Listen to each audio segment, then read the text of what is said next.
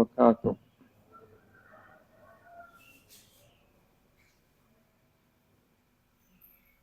الحمد لله رب العالمين. الحمد لله الذي أرسل رسوله بالهدى ودين الحق ليظهره على الدين كله وكفى بالله شهيدا. أشهد أن لا إله إلا الله وحده لا شريك له وأشهد أن محمدا عبده ورسوله لا نبي بعده. قال الله تعالى في القرآن العزيز: أعوذ بالله من الشيطان الرجيم. بسم الله الرحمن الرحيم. الحمد لله الذي وهب لي على الكبر إسماعيل وإسحاق إن ربي لسميع الدعاء. Al-ayah, sadaqallahul azim.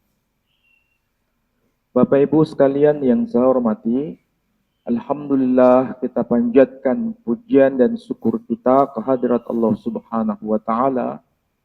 Pada waktu subuh ini kita bisa tolabul ilm setelah menunaikan salat subuh berjamaah.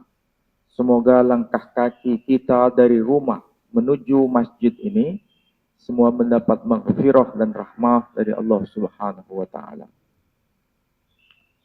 Bapak Ibu sekalian, mari kita mencoba merenungkan ayat yang termaktub di dalam surah Ibrahim.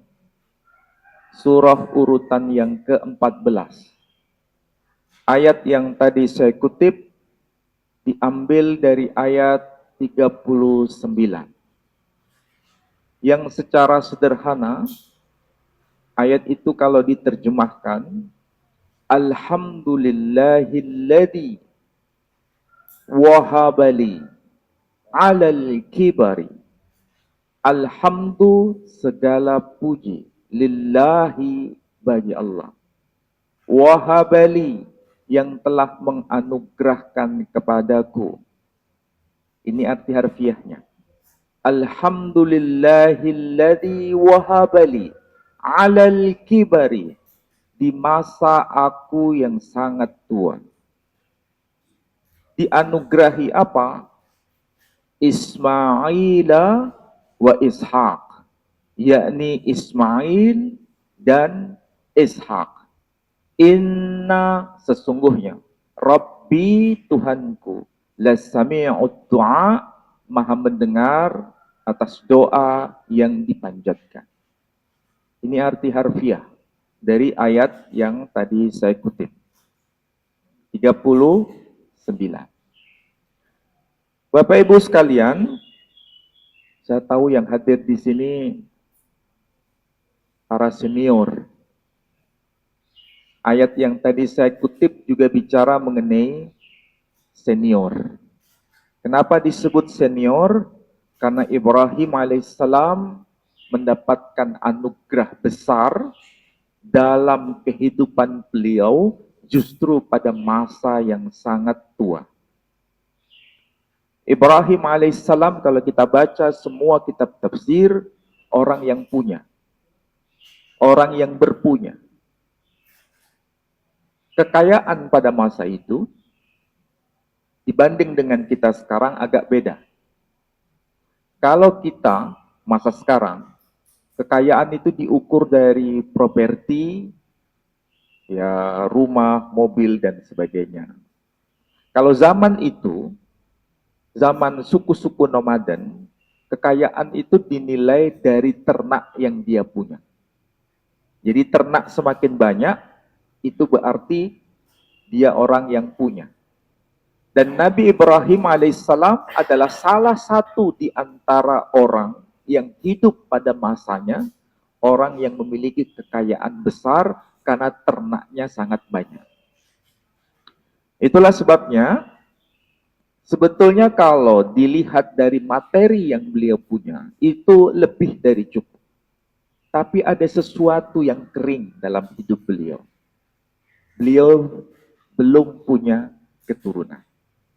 Sampai pada usia yang sangat tua, tidak dianugerahi keturunan, justru mendekati masa kematian, Allah justru memberikan anugerah yang terbesar dalam kehidupan beliau.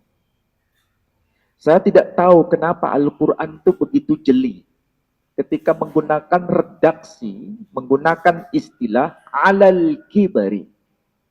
Kalau diterjemahkan secara harfiah, itu maknanya usia lanjut. Kita pasti bertanya, itu usia berapa? Apakah usia 40 atau usia 60? Tidak ada penjelasan di dalam Al-Quranul Karim. Tapi ini ciri penting dalam Quran. Ketika Al-Quran tidak menjelaskan secara detail, tapi menggunakan istilah yang sangat umum, berarti apa yang tertulis pada kitab-kitab sebelumnya itu fix benar. Itu ciri Quran. Tapi kalau seandainya di dalam Quran dikisahkan secara detail dan sangat rigid, berarti apa yang tertulis dalam kitab sebelumnya itu ada masalah. Terjadi tahrif, terjadi perubahan. Tapi kalau seandainya informasinya itu global, berarti yang tertulis pada kitab sebelumnya itu pasti benar. Nah, sekarang coba kita bandingkan. Kalau Al-Quran menggunakan istilah yang sangat umum, yakni usia Ibrahim disebut dengan istilah alal kibari, di usia yang sangat tua. Maka kita harus lihat teks pembanding. Ternyata Ibrahim alaihissalam ketika mendapatkan putra pertama, yakni Ismail, usia beliau itu 86 tahun. Di sini ada nggak yang usia 86? Oh, nggak ada, itu maksudnya belum sampai usia. Belum ya. Sementara Nabi Ibrahim punya keturunan yang kedua, yakni Ishak, usia beliau genap 100 tahun. Bayangkan. Ini pelajaran berharga bagi kita. Kalau seandainya kita berpikir secara jernih, Waalaikumsalam, apakah Allah tabaraka wa ta'ala itu tidak pernah mengabulkan doa? Apakah Allah subhanahu wa ta'ala meninggalkan hambanya? Jawabannya tidak. Kita belajar dari Al-Quranul Karim. Redaksi ayat yang termaktub dalam surah As-Saffat, ayat 100. Nabi Ibrahim berkata, Rabbi habli minas salihin. Wahai ya Allah, anugerahkan kepadaku keturunan yang saleh. Ini ucapan diulang, dan diulang berkali-kali dalam seluruh hidupnya sampai masa tua. Itulah sebabnya dilestarikan, diabadikan dalam Quran, supaya kita tidak boleh belenger untuk munajat. Tidak boleh putus asa untuk munajat. Karena Allah tidak pernah meninggalkan kita. Dan Nabi Ibrahim begitu. Dia tidak pernah su'udzon kepada Tuhannya. Dia selalu husnudzon, walaupun harus menunggu, dan menunggu. Pertanyaannya, menunggu itu menjemukan atau membuat kita ini bahagia? Nggak ada ceritanya menunggu itu bahagia. Kita semua pasti sepakat yang hadir di sini. Menunggu itu penderitaan. Tapi penderitaan yang mendapat nikmat. Kenapa? Karena kita selalu husnudzon kepada Tuhannya. Ini pelajaran bagi kita seharusnya. Jangan pernah su'udzon kepada Tuhan. Jangan pernah su'udzon kepada Allah tabaraka wa ta'ala. Karena inilah pelajaran yang kita dapat dari Ibrahim. Nah, Quran menegaskan Nabi Ibrahim mendapatkan hadiah terbesar dalam seluruh hidupnya. Itu justru karena beliau dapat keturunan. Sekarang, mari kita jujur pada diri kita sendiri. Kita punya kekayaan, tapi kalau tidak punya keturunan, apa yang sedang kita pikirkan? Sedih atau bahagia? pasti kita mengatakan sedih. Karena apa? Ada sesuatu yang hilang dalam kehidupan kita. Harta banyak, tapi kalau tidak punya keturunan, itu penderitaannya luar biasa. Dan jangan bandingkan antara zaman dulu dengan zaman sekarang. Zaman sekarang saja, menikah 5 tahun, tidak punya keturunan, apa yang terjadi? Bingung atau nikah lagi? Bayangkan ya, ini zaman sekarang, baik di kota maupun di desa. Nikah 5 tahun sudah gelisah. Apalagi sudah menjelang mau 10 tahun, lebih gelisah lagi. Dan coba bayangkan pada masa itu, pada masa ribuan tahun yang lalu.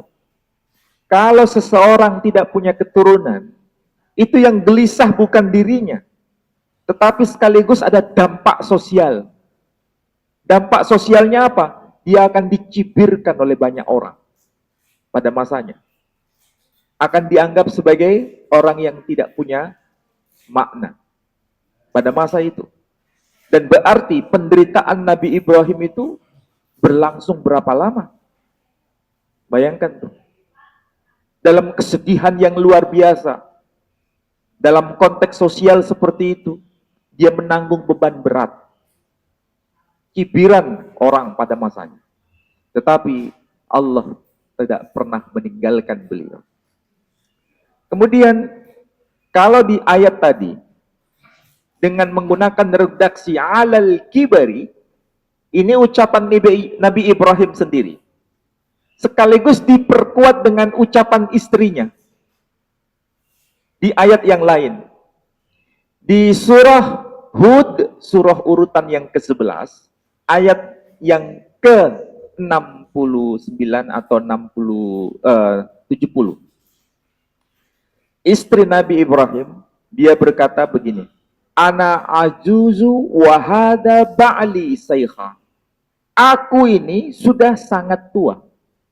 Wahada ba'li saykha, dan suamiku ini juga sangat tua renta.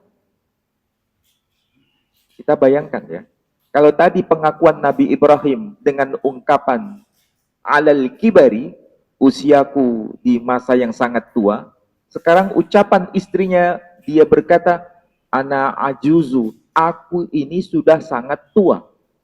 Wahada ba'li saykha, dan suamiku ini juga sangat tua renta. Berarti berapa usia Sayyidah Sarah? Ternyata Sayyidah Sarah punya anak itu usia 90 tahun.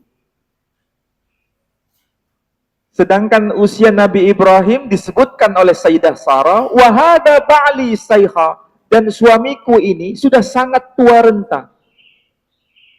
Berapa usianya? 100 tahun. Jadi ayat Quran itu saling mengaitkan. Dan pelajaran berharga apa? Kalau sesuatu itu kita lakukan istiqamah untuk berkhidmat kepada siapapun tanpa pandang bulu, tanpa melihat casing, Allah akan memberikan kejutan-kejutan dalam hidup kita. Saya ulangi lagi. Kalau kita melakukan sesuatu tanpa melihat casing, Allah akan berikan sesuatu yang sangat istimewa. Kita belajar ya. Nabi Ibrahim ketika dapat anak pertama, tadi usianya berapa tahun? 86 tahun. Dapat anak pertama, itu sesuatu yang sangat berharga atau biasa? Nah, sangat berharga, sangat istimewa. Kalau usia 86 tahun dapat anak yang bernama Ismail, kira-kira itu sudah cukup atau belum? Orang yang sudah tua, ya, sudah tua ini, bukan usia 40, bukan usia 30. Kalau usia 30, dapat anak pertama, pasti mengatakan kurang, masih butuh lagi. Tapi ini usia 86 tahun, dapat anak yang bernama Ismail. Kira-kira dalam bayangannya itu sudah cukup atau masih butuh anak lagi? Cukup. Sudah cukup. Dalam usia yang seperti itu, yang dia pikirkan bukan dapat anak lagi. Yang dia pikirkan adalah sampai kapan dia akan membersamai putranya itu. Ini yang pertama. Yang kedua, apakah dia sanggup untuk mencetak anak itu seperti apa yang dia inginkan. Dan tentu saja ini dengan teladan-teladan. Dan teladan ini bukan hanya dalam perkataan, tapi teladan itu dengan perbuatan atau tindakan. Nah, itulah sebabnya kalau kita membaca Quran, banyak contoh. Dan salah satu contoh Nabi Ibrahim ketika mengucapkan sesuatu supaya nanti menjadi teladan bagi keturunannya, dia menyapa putranya dengan sebutan apa? Ya bunayya, wahai putraku yang amat aku cintai. Bukan dia berkata, wah ya ibni, bukan wahai putraku. Pertanyaannya sekarang, boleh tidak seandainya Nabi Ibrahim berkata, wahai putraku, atau ya ibni? Sangat boleh. Tetapi kenapa dia pilih kata, ya bunayya, wahai putraku yang amat aku cintai? Bayangkan kalau kita pilih mana? Sekedar menyebut wahai putraku, atau menyebut wahai putraku yang amat aku cintai? Kita pilih yang mana? Ya bunayya. Serius? Kayaknya nggak mungkin. Tapi Nabi Ibrahim dia pilih. Kenapa? Yang dipilih itu kata ya bunayya. Karena nanti terbukti keturunannya itu menggunakan kata yang sama seperti yang diteladankan oleh beliau. Nabi Yakub ketika menyapa putranya, dia berkata, ya bunayya, wahai putraku yang amat aku cintai. Sama, persis seperti yang diteladankan oleh Nabi Ibrahim. Itu contoh bahwa apa yang kita ucapkan ini akan didengar dan dicontoh. Dan itu yang harus kita pikirkan. Makanya jangan mengatakan sesuatu sembarangan. Karena dampaknya itu akan jadi percontohan di masa yang akan datang. Tindakan juga begitu. Nabi Ibrahim melakukan sesuatu itu tidak sendiri, tapi sekaligus memberi contoh. Ketika dia membangun Ka'bah, dia tidak bangun sendiri, tapi dia dibersamai dengan sang putra. Di ayat 127 dari surah Al-Baqarah, dia berkata apa? Wa idh yarfa'u Ibrahimul qawa'ida minal baiti wa Ismail Rabbana taqabbal minna innaka antas sami'ul alim. Dan ingatlah tatkala Ibrahim menegakkan pondasi rumah Allah bersama sang putra. Kalau kita mengerti ayat Quran ini, bahasa Arabnya, itu seperti hubungan antara tukang dengan kernet. Tahu kernet? Tukang bangunan dulu. Dengan kernet. Itu yang kernet nyontoh tukangnya, lihat langsung bagaimana cara menata. Kemudian yang tukang ini sambil memberikan instruksi cara mengaduknya. Begitulah yang digambarkan dalam Al-Quran. Jadi saling memberikan contoh di situ. Ayat 127 itu pelajaran bagi kita. Bahwa tindakan itu adalah percontohan yang sangat penting. Itu yang dalam bahasa kita disebut dengan istilah parenting. Jadi parenting itu melibatkan dua hal. Teladan lisan dan teladan perbuatan. Itulah sebabnya dalam Al-Quran kita dikatakan apa? Diharuskan apa? Ya ayyuhalladzina amanu lima taquluna ma la taf'alun.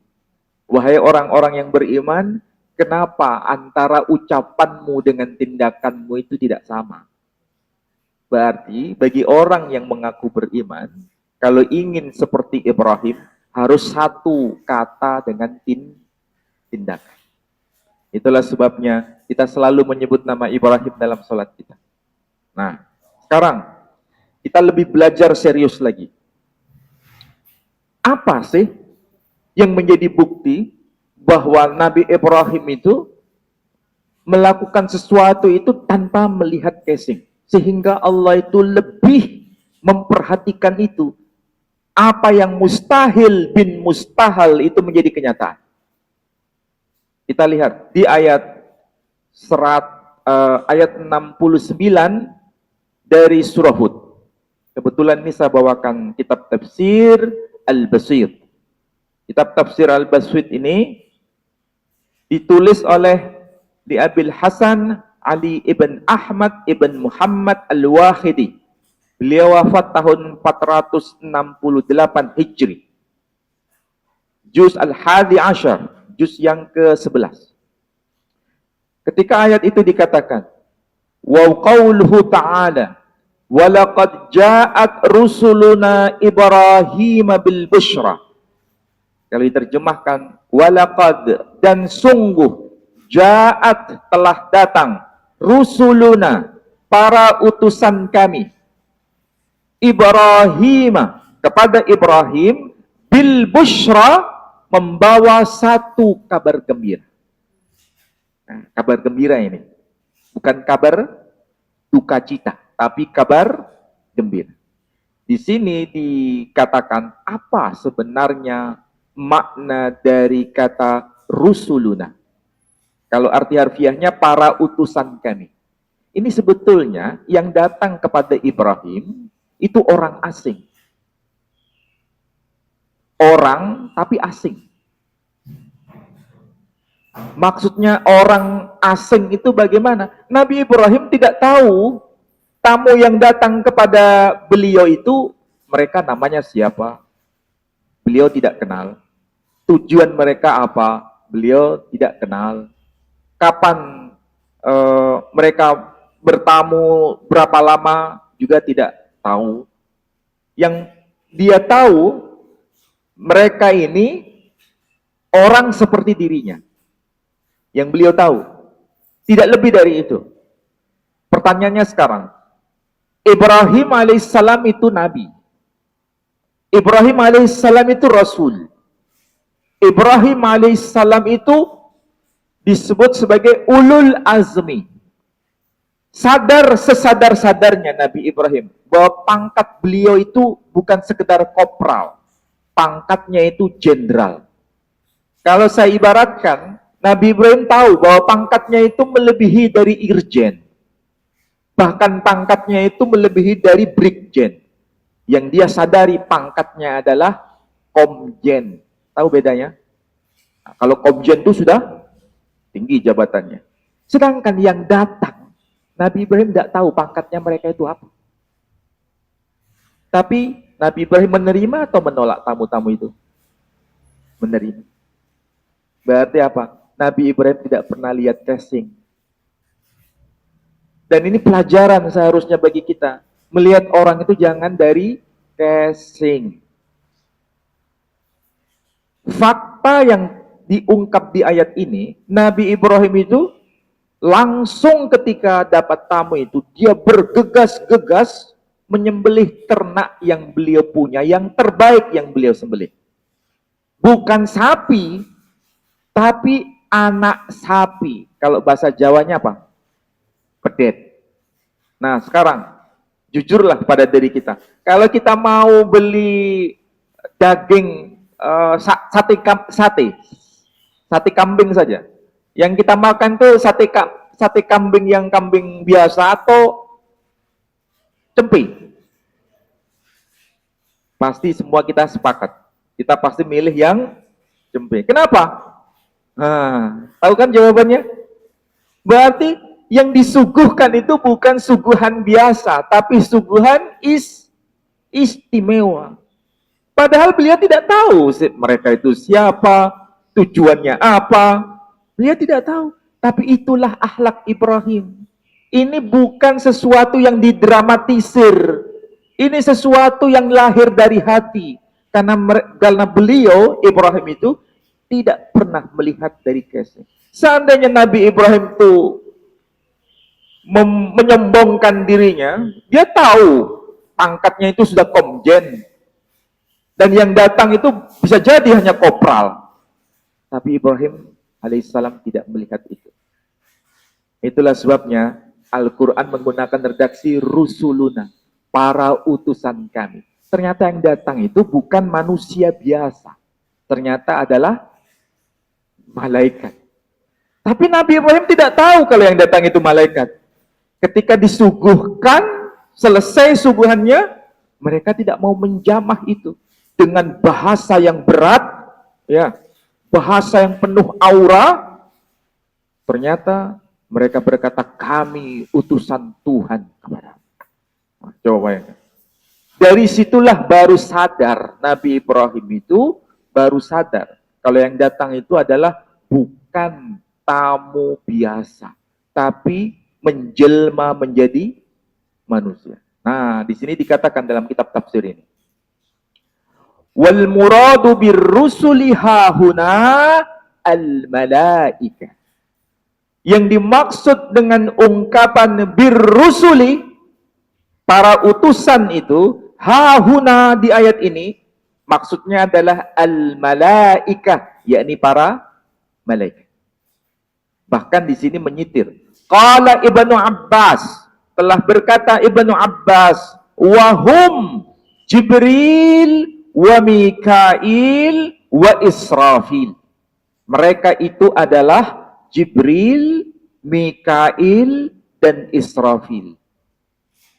Sampean tahu, 3 malaikat itu yang dimaksud ini malaikat biasa atau malaikat kedudukannya tinggi? Ini malaikat jenderalnya para malaikat. Jibril, Mikail, Israfil.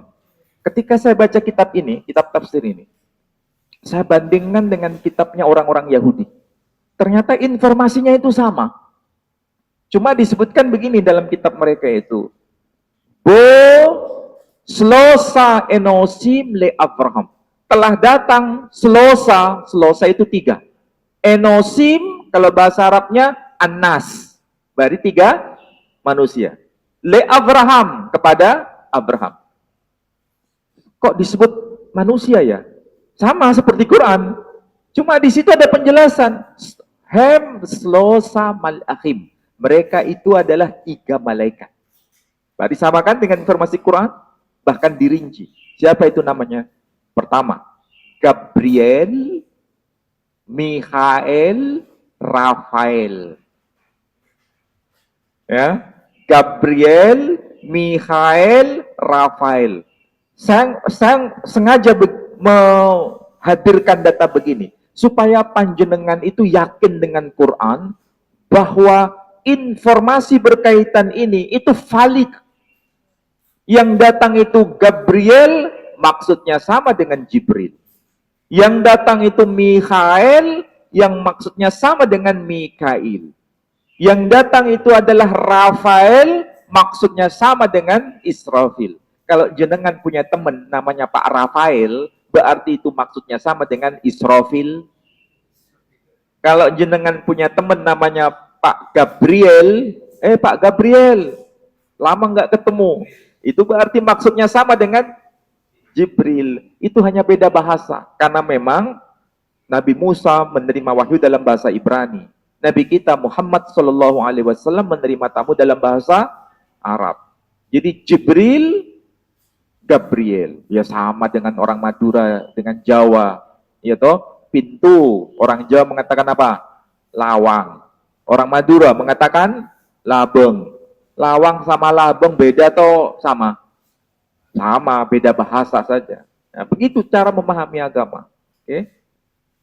Nah, pesannya adalah jangan melihat orang itu dari casing. Kalau kita berkhidmat kepada siapapun tanpa melihat casing, ini jaminan Allah tidak akan pernah meninggalkan kita.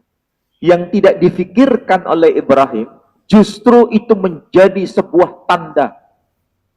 Tanda apa? Allah menganugerahkan sesuatu yang lebih. Nabi Ibrahim dikasih anak lagi. Istrinya di balik tabir ketika terjadi komunikasi antara Nabi Ibrahim dengan tamu-tamu ini, istrinya itu nguping di balik tabir itu. Kemudian Quran menyebutkan apa? Wamra'atuhu qa'imah. Istrinya sedang berdiri di bait tabir. Kemudian dia ekspresinya bagaimana? Fadhahikat. Dia kemudian menertawakan dirinya. Maksudnya apa menertawakan? Karena ini aneh, tamu ini memberikan kabar gembira bahwa dirinya nanti akan punya anak. Makanya dia berkata, wa ana ajuzu wa hada ba'li saykha. Aku ini sudah sangat tua. Suamiku itu sudah sangat lebih tua lagi. Itulah kemudian dia merasa ini nggak mungkin. Tapi kalau nggak percaya tidak mungkin juga. Ini yang memberikan kabar adalah malaikat. Dia menertawakan dirinya. Manusia itu wajar kalau terjadi konflik batin. Kalau manusia tidak punya konflik batin, bukan manusia. Pasti manusia itu punya konflik batin. Ya, salah satunya istri Nabi Ibrahim. Istri Nabi Ibrahim itu bukan nabi, dia manusia biasa, sama seperti kita. Kalau dia punya ekspresi seperti itu wajar, sangat wajar. Tapi disinilah kemudian Allah memberi pesan, nanti anakmu kasih nama Ishak. Karena Sayyidah Sarah menertawakan dirinya, ya, bukan ngeledek, bukan, tapi dia penasaran, ini keajaiban ini, sesuatu yang mengherankan, sehingga nanti anaknya dikasih nama Ishak. Artinya apa? Tertawa. Jadi karena dia ekspresinya itu tertawa, maka anak itu dikasih nama Ishak. Ini kasus berkaitan dengan istrinya. Dulu pernah terjadi juga, suaminya yakni Ibrahim, dia munajat, Rabbi habli minas salihin. Wahai ya Rabb, anugerahkan kepadaku keturunan yang salih. Munajat ya. Kemudian doanya didengar. Meskipun harus lama sekali. Dan Allah berkata, fabasyarnahu bighulamin halim. Maka kami berikan kepada Ibrahim putra yang halim. Berarti doanya dikabulkan atau ditolak? Dikabulkan. Doanya dikabulkan, diabadikan dalam bentuk nama. Apa itu? Ismail. Artinya Tuhan telah mendengar. Nama itu punya latar peristiwa. Sama seperti Sayyidah Sarah. Itulah sebabnya Nabi berpesan, man kana yu'minu billahi wal yaumil akhir falyukrim jarah. Man kana yu'minu billahi wal yaumil akhir falyukrim dhaifah. Barang siapa yang beriman pada Allah dan hari akhir, muliakan tetanggamu. Barang siapa yang beriman pada Allah dan hari akhir, muliakan tamumu. Kita kalau dapat tamu gelisah atau bahagia? Kalau yang datang orang besar, kira-kira ekspresi kita apa? Kalau yang datang itu ecek-ecek, ekspresi kita gimana? Nah, silakan jawab sendiri, nggak perlu saya jawab. Nah, ini yang terakhir Bapak Ibu sekalian, maka jangan mandang rendah orang.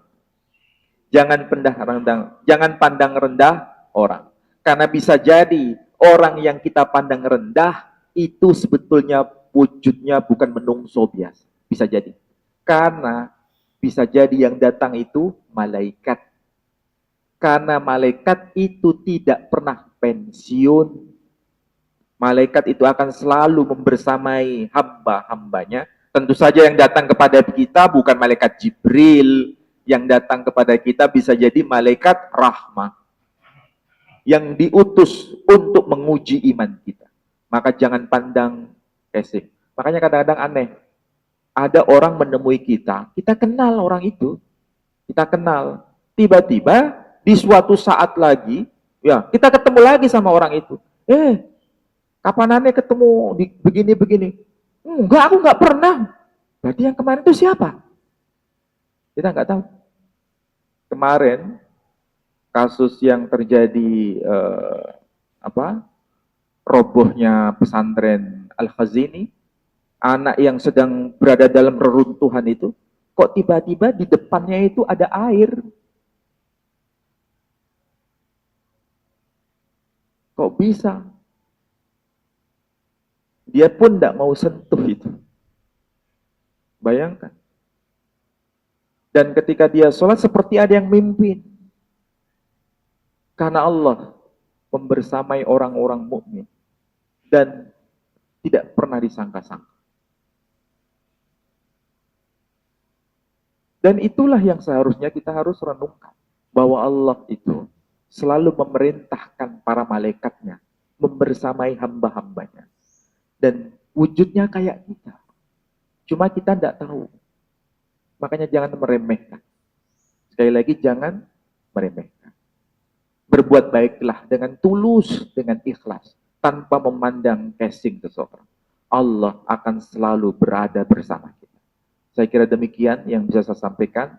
Saya tutup dengan doa penutup majelis. Subhanakallahumma wa bihamdika asyhadu an la ilaha illa anta astaghfiruka